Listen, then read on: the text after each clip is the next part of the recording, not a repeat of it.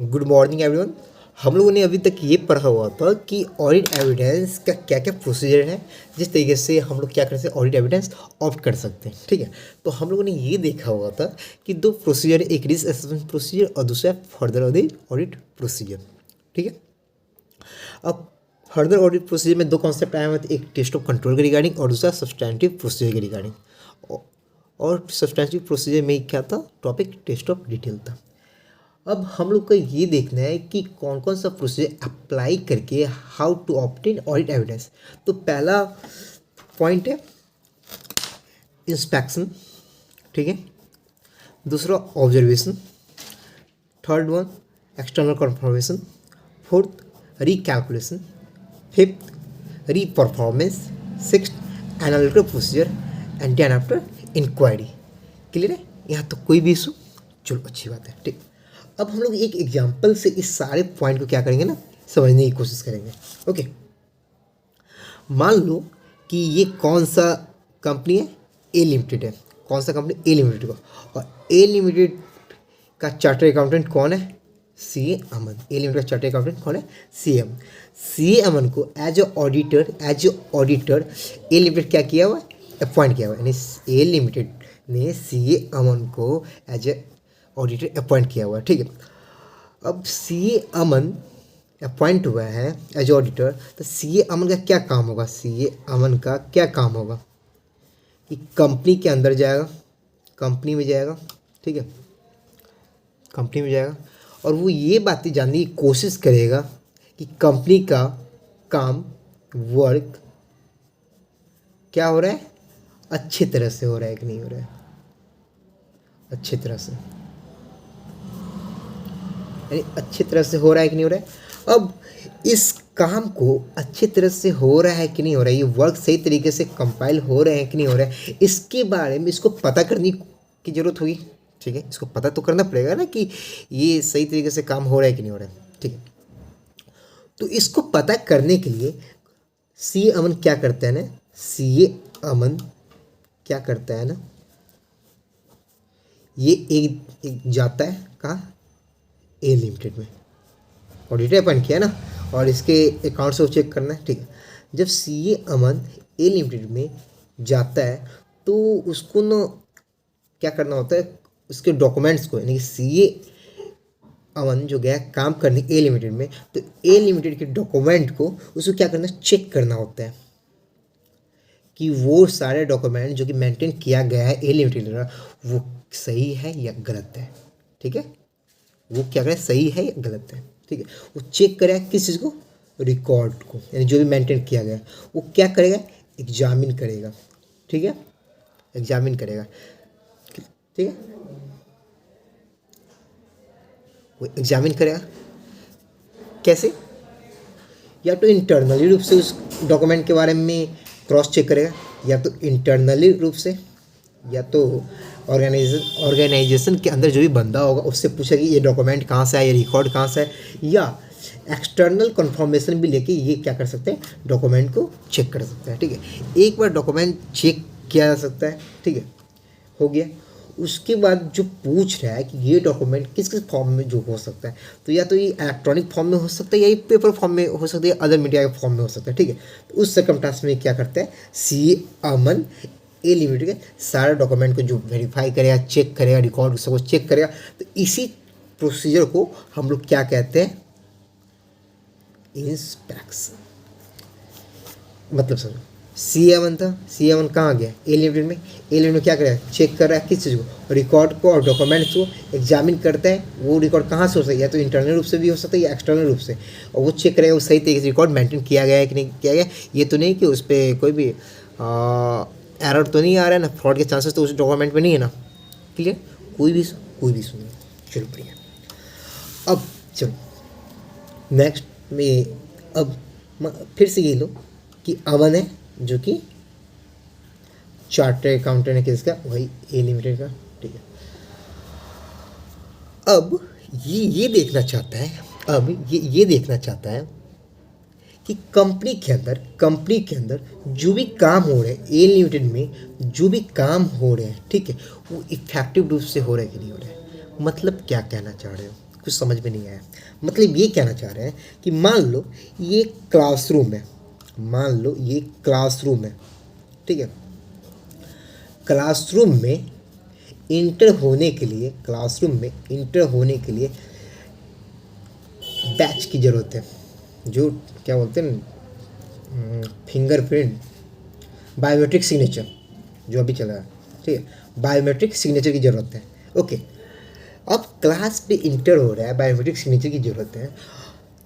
ये तो नहीं हो रहा है ना कि क्लास में इंटर होने के टाइम में, ये तो नहीं हो रहा है क्लास में इंटर होने के टाइम में कोई भी अनऑथोराइज रूप से, कोई भी अनऑथोराइज रूप से क्या कर रहा हो, इंटर कर रहा हो, ऐसा तो नहीं है ना। यानी कि कोई भी क्लासरूम है, ठीक है, क्लासरूम में इंटर होने के टाइम में बायोमेट्रिक सिग्नेचर की रिक्वायरमेंट हो रही है, ऐसा तो नहीं है कोई भी अनऑथराइज रूप से उसमें इंटर हो जा रहा है। तो ये कैसे पता चलेगा? ये तो क्या बोलते हैं थर्ड पार्टी से कन्फर्मेशन लेके, या क्या बोलते हैं, या ऑर्गेनाइजेशन के मेंबर से कन्फर्मेशन लेके तो नहीं हो सकता है, क्योंकि वो तो बताएगा कि नहीं सर सब काम सही तरीके से ही चल रहा है। तो ये इस टाइम क्या होगा, जब इंटर हो रहा होगा क्लास में स्टूडेंट, यानी कि स्टूडेंट क्लास में जब इंटर हो रहे होंगे उस टाइम क्या करेगा, वो खुद से ऑब्जर्व करेगा, वो खुद से क्या करेगा, देखेगा कि क्या ये सही तरीके से प्रोसीजर काम कर रहा है कि नहीं कर रहा है। ये सारा ही प्रोसीजर को कहते हैं ऑब्जर्वेशन। इस सारे को क्या कहते हैं हम, ऑब्जर्वेशन। क्लियर है? कोई इशू, कोई नहीं इशू होनी चाहिए। चलो बढ़िया है। अब हम लोग चलते हैं, अब हम लोग चलते हैं नेक्स्ट एग्जाम्पल पे, ठीक है। मान लीजिए आप कि ये बैलेंस शीट है, मान लीजिए कि ये बैलेंस शीट है किसका, ए लिमिटेड का, ए लिमिटेड का बैलेंस शीट है, ठीक है, ठीक है, ए लिमिटेड का बैलेंस शीट, ठीक है। तो इसमें कैश शो हो रहा होगा 10,000, डेटर शो हो रहा होगा 90,000 एग्जाम्पल के तौर पे, ठीक है। ऐसे हो रहे होंगे।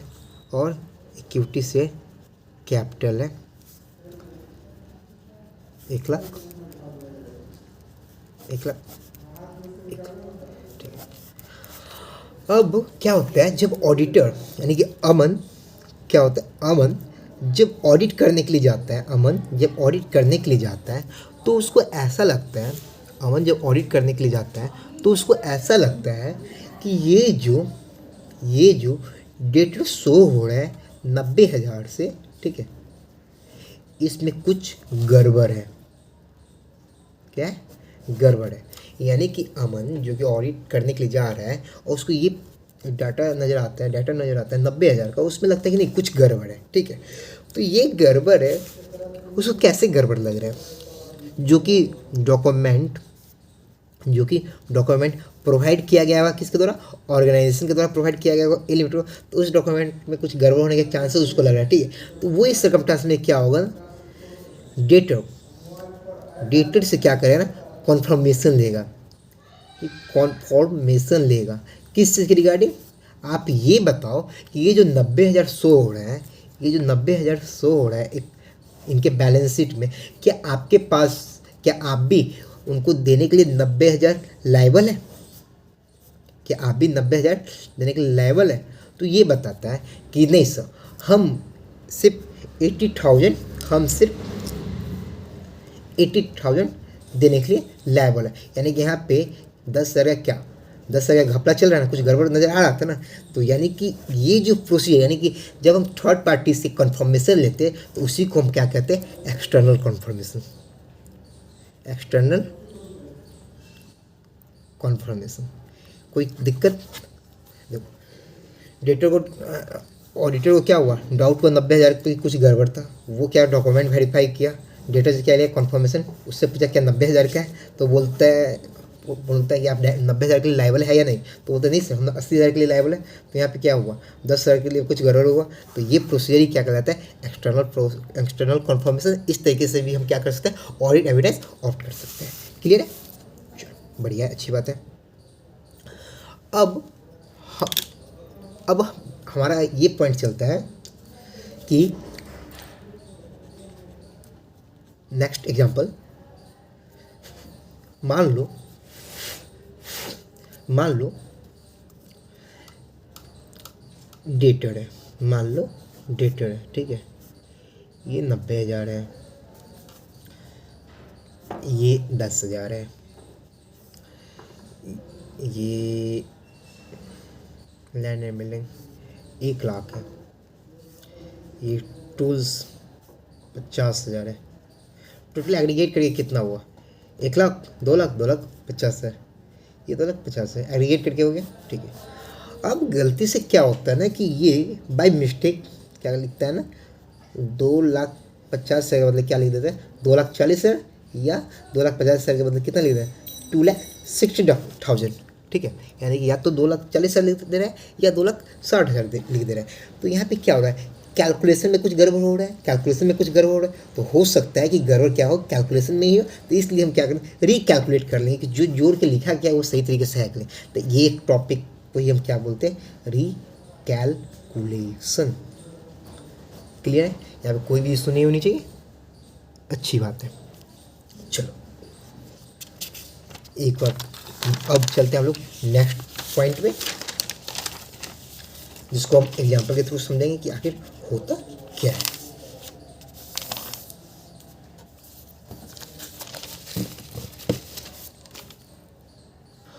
अब हम लोग ये देखते हैं, मानो ए लिमिटेड था, ठीक है, और ए लिमिटेड के अंदर कौन है, अमन, जो कि चार्टर्ड अकाउंटेंट है। अमन क्या है, चार्टर्ड अकाउंटेंट। अब अमन देख रहा है कि इसका इंटरनल कंट्रोल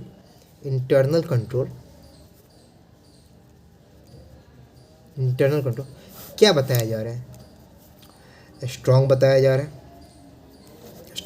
है।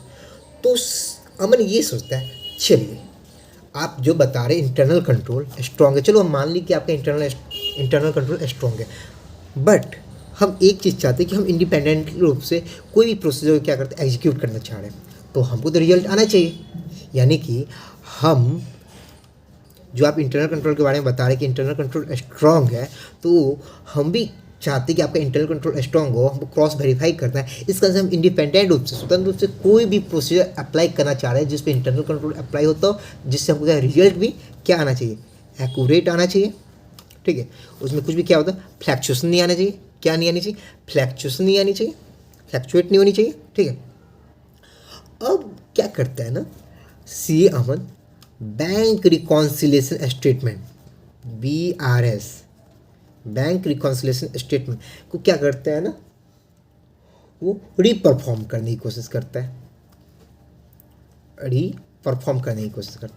यदि इंटरनल कंट्रोल स्ट्रॉन्ग है, इंटरनल कंट्रोल मजबूत है, ठीक है, तो जो भी रिजल्ट आएंगे वो क्या होगा, पॉजिटिव आएंगे, इसमें कोई भी एरर आने के चांसेस नहीं होगा। यदि नहीं तो यहाँ पे क्या होगा, इंटरनल कंट्रोल वीक होने के बारे में आइडेंटिफाई हो जाएगी, नहीं यहाँ पे इंटरनल कंट्रोल वीक है, ठीक है। तो हम क्या करते हैं, वही प्रोसीजर को हम क्या करते हैं, फिर से क्या करते हैं, परफॉर्मेंस करते हैं, जिसके कारण इस टॉपिक का नाम आता है रीपरफॉर्मेंस, पुनः परफॉर्म करना,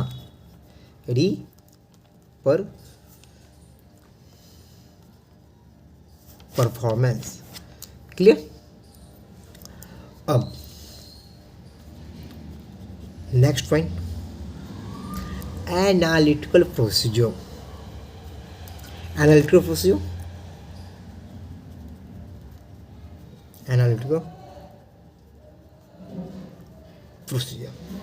क्लियर है, ये हम लोग का क्या है, नेक्स्ट टॉपिक है, ठीक है। जो हम लोग को क्या करते हैं, डिफाइन करते हैं ऐसे,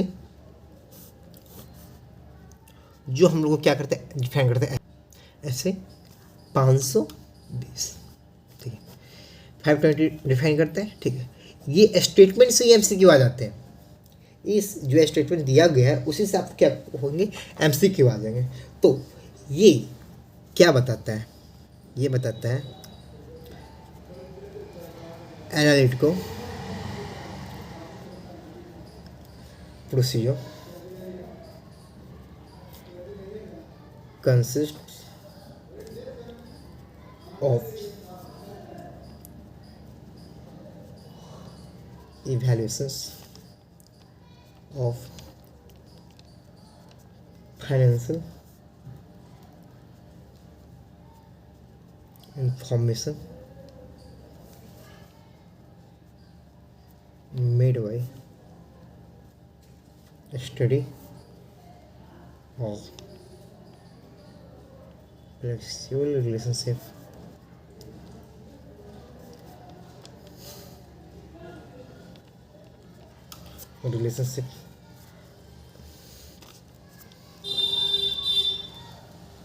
among both financial and non financial data। देखो सिंपली हम लोग को ये जानना है कि ऐसे 520 क्या डिफाइन करता है। ऐसे 520 डिफाइन 520 ये डिफाइन करता है एनालिटिकल प्रोसीजर, उसमें कंसिस्ट है क्या, इवैल्यूएशन ऑफ फाइनेंशियल इंफॉर्मेशन जो कि स्टडी करता हो पॉलिसिबल रिलेशनशिप अमॉन्ग बोथ किसका, financial and non financial data. ठीक है, ये एनालिटिकल प्रोसीजर हम लोग को चैप्टर 8 में पढ़ना है। ठीक है, चैप्टर 8 में पढ़ना है। ठीक है, अभी सिर्फ इस स्टेटमेंट के बारे में आप जान लो। ठीक है, जहाँ पे जब हम लोग चैप्टर 8 पढ़ेंगे तो उसमें अच्छे तरीके से आपको डिफाइन कर दिया जाएगा। ठीक है, इसलिए प्लीज़ वेट। बस ये जान लो कि ये क्या था, रिलेशनशिप शो करता है दोनों टाइप के, financial and non financial data का। ओके, अब हम लोग को क्या करना है, लास्ट पॉइंट है क्या, देखो इंक्वायरी। क्या, इंक्वायरी। देखो इंक्वायरी का मतलब तो सिंपल सा मतलब होगा कि जांच पड़ताल करना। इंक्वायरी का मतलब यही ना कि ये पता करेगा कि नॉलेज गेन करने की कोशिश करेगा कि ये इन्फॉर्मेशन के बारे में बताइए कि ये इन्फॉर्मेशन कहाँ से आया, कहाँ से नहीं आया हुआ। ठीक है, जिसमें जो क्या किस किस से रिलेटेड हो सकता है, जो कि फाइनेंशियल और नॉन फाइनेंशियल डाटा दोनों से रिलेटेड कर सकता है। ठीक है, जो आउटसाइड एंटिटी और इनसाइड एंटिटी दोनों हो सकते हैं। देखो इंक्वायरी में किस किस को शामिल करेंगे, इंक्वायरी कंसिस्ट ऑफ सीकिंग, क्या, seeking information of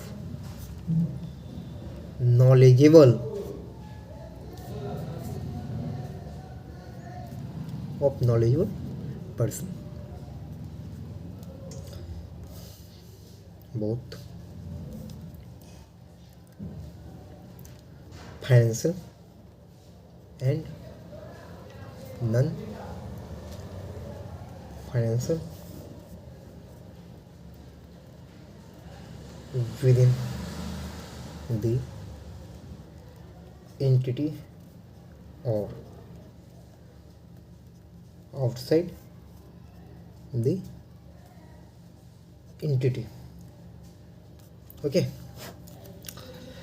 simple meaning है इंक्वायरी में क्या क्या शामिल किया जाता है, सीकिंग इन्फॉर्मेशन ऑफ करना है ऑफ नॉलेजेबल पर्सन, जो कि दो टाइप्स के हो सकते हैं, फाइनेंशियल और नॉन फाइनेंशियल एंटिटी, जो कि या तो विदिन द एंटिटी हो सकता है और आउटसाइड एंटिटी हो सकता है। क्लियर है, यहाँ पे कोई भी इशू, बढ़िया है। अब हम लोग चलते हैं नेक्स्ट पॉइंट में। अब नेक्स्ट पॉइंट में हम लोग तो ऑलरेडी पढ़ चुके हैं कि रिस्क असेसमेंट प्रोसीजर किसे कहते हैं। ठीक है, और दूसरा फैप किसे कहते हैं, फर्दर ऑडिट प्रोसीजर किसे कहते हैं। ये डिफाइन करते हैं ऐसे 330। ठीक है, और ये डिफाइन ऐसे 315 और ये डिफाइन करता है ऐसे 330। फैप में दो बातें हम लोग पढ़े हुए थे। ठीक है, एक है टेस्ट ऑफ कंट्रोल, और दूसरा क्या है, सब्सटेंटिव प्रोसीजर, जिसमें कि शामिल किया जाता है, क्या शामिल किया जाता है, इंक्लूडिंग टेस्ट ऑफ डिटेल्स। ये हम लोग को देखना था। ठीक है, जो हम लोग देख चुके थे। ठीक है, अब हम लोग का नेक्स्ट पॉइंट बहुत सावधानी से, बहुत ही केयरफुल तरीके से पढ़ेंगे, जिसमें सारा चीज़ हम लोग को क्लियर हो जाएगा। ओके, हम लोग को ये देखना है nature and extent.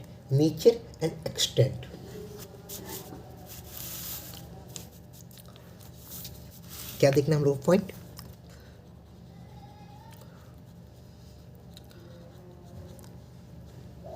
Nature and extent of test of control. ठीक है, यहाँ तक हुई। ठीक है, एक बात बताओ। ठीक है, टेस्ट ऑफ कंट्रोल जो भी होता है तो हम लोग सिंपल से समझते चलेंगे। ठीक है, टेस्ट ऑफ कंट्रोल है। ठीक है, टेस्ट ऑफ कंट्रोल का 3 ब्रांच निकाल लेंगे। ठीक है, टेस्ट ऑफ कंट्रोल क्या करें, 3 ब्रांच निकाल लेंगे। पहला में लिखेंगे नेचर, दूसरा में लिखेंगे टाइमिंग, और थर्ड में लिखेंगे extent. Clear, nature and extent of test of control, nature and extent and timing, तीनों इस एक ही में हम लोग अच्छे तरीके से समझाएंगे। ठीक है, देखो हम लोग ये बात सिंपली हमको ये बताओ कोई।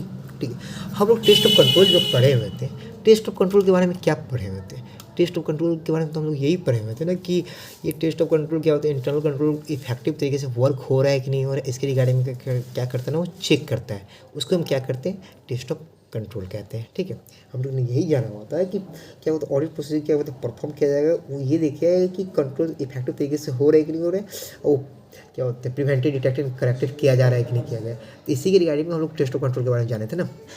ठीक है, अब ये बोलता है कि जो टेस्ट ऑफ कंट्रोल लगाया गया वो नेचर में how the control were applied, यानी कि कंट्रोल कैसे लगाया गया, how the controls were applied, how the controls were applied, consistency they were applied, consistency with which they were applied। ठीक है, and by whom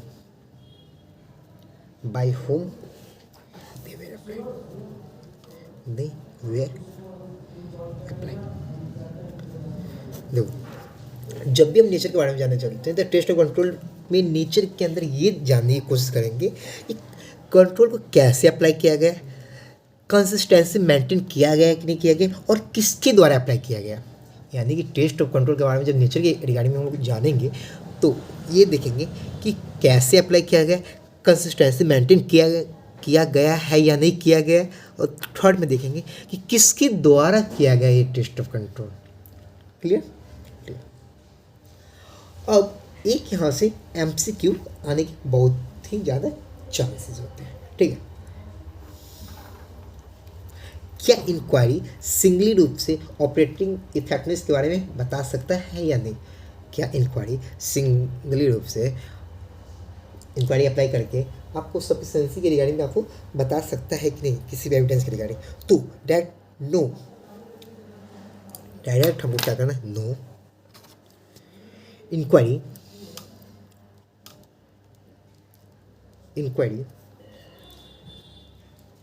alone is not sufficient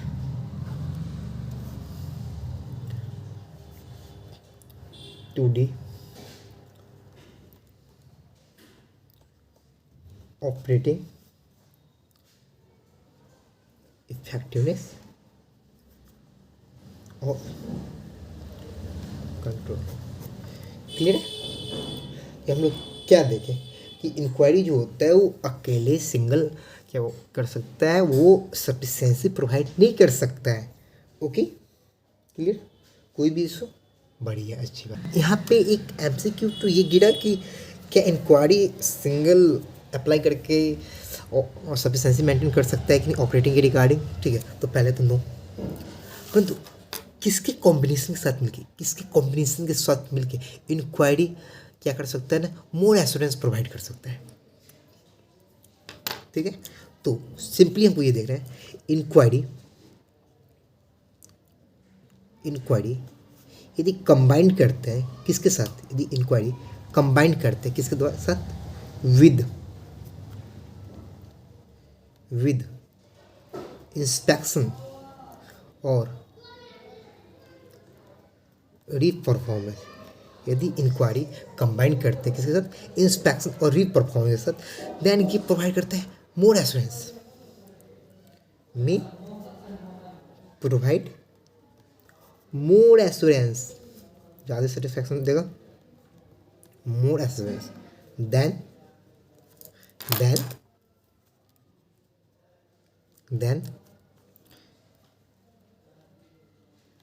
inquiry and observation. Clear, यहाँ तक कोई issue? चलो बढ़िया। अब हमको ये देखना है कि कब कब टेस्ट ऑफ कंट्रोल को अप्लाई किया जाता है। ठीक है,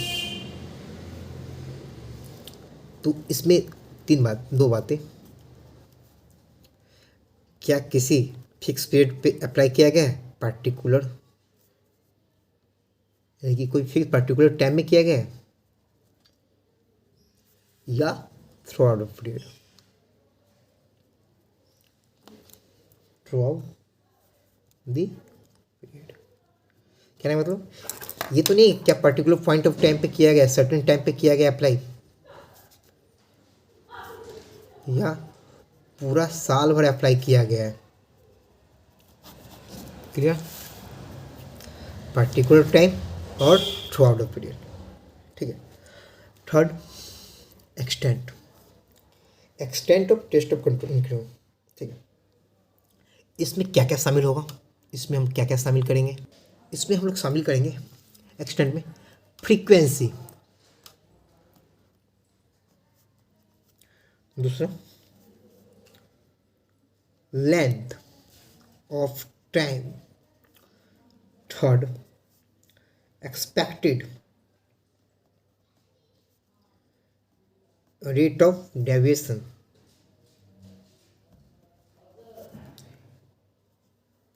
fourth relevance and reliability of audit evidence to be obtained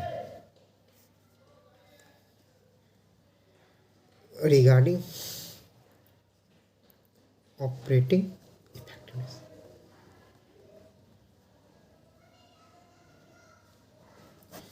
यानी एक्सटेंट पे हम लोग क्या क्या बातों शामिल किया, frequency of the performance of the control, कितना टाइम, लेंथ ऑफ टाइम कितने समय तक,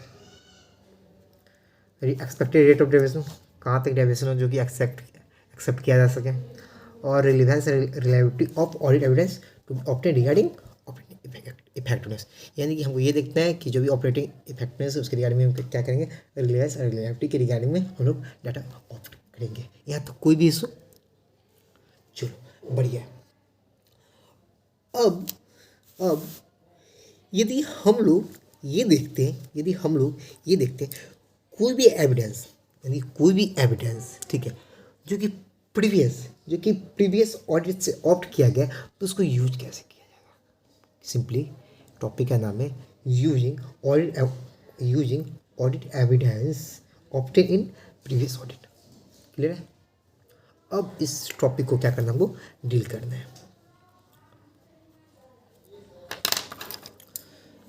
using audit evidence obtained in previous audit।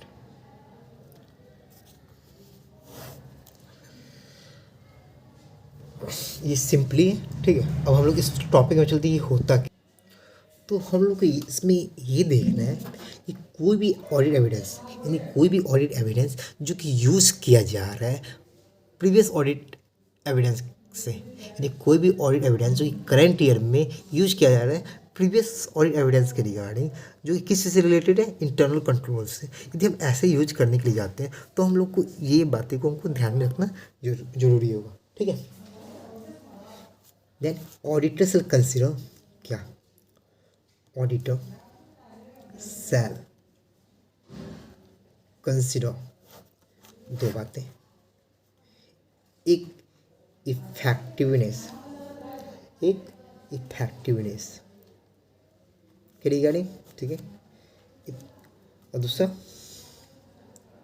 Risk के रिगार्डिंग। इफेक्टिवनेस में क्या देखना है, इफेक्टिवनेस में देखना है इफेक्टिवनेस ऑफ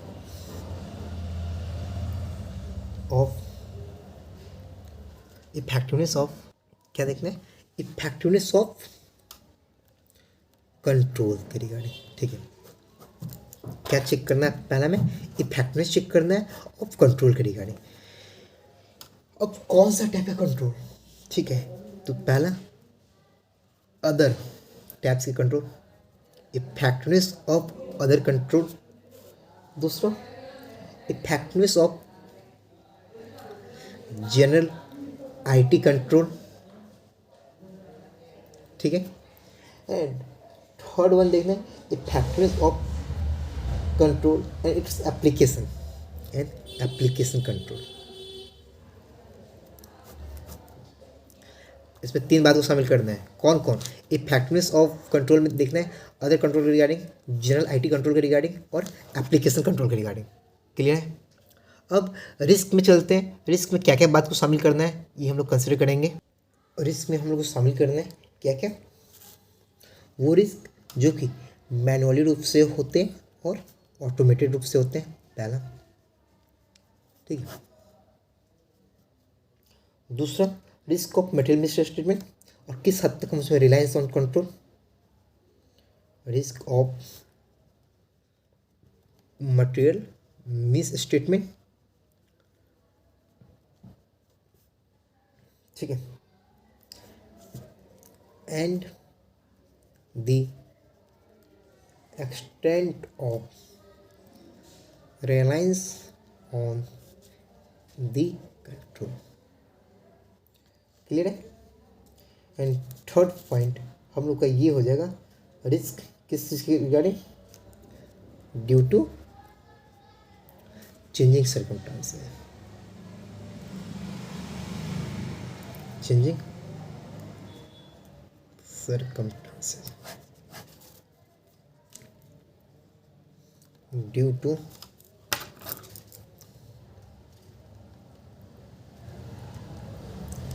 changing